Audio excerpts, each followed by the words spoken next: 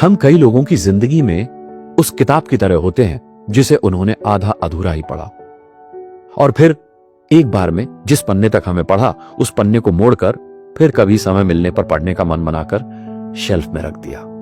और अब हम किताब की शक्ल में उस शेल्फ में बैठे बैठे ये इंतजार कर रहे हैं कि हमें उस मुड़े हुए पन्ने से आगे कब पढ़ा जाएगा। लेकिन हमारा वो इंतजार कभी खत्म ही नहीं होता। उस मुड़े हुए पन्ने से आगे हमें कभी नहीं पढ़ा जाता। बस उस मुड़े हुए पन्ने तक पढ़कर ही हमारे बारे में लोग अपनी राय कायम कर लेते हैं। वो कहते हैं ना कि नेवर जज a book by its cover, है ना?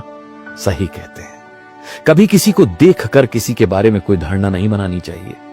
पता नहीं लोग किसी से बिना मिले, किसी को बिना जाने, सिर्फ उसे देखकर या आधा अधूरा जानकर उसके बारे में राय क्यों बना लेते हैं कि वो कैसा है, जबकि हम अपनी जिंदगी में जिन लोगों को अच्छी तरह से जानने का दावा करते हैं अक्सर वो लोग भी वैसे नहीं निकलते जैसा कि उन्हें सालों बरतने के बाद हमें लगता था कि वो ऐसे हैं। कुछ रिश्ते और कुछ लोग हमें अक्सर चौंका देते हैं। जिनको भला समझा था वो बहुत बुरे निकलते हैं, जिन्हें बहुत बुरा समझा था वो बहुत भले निकलते हैं।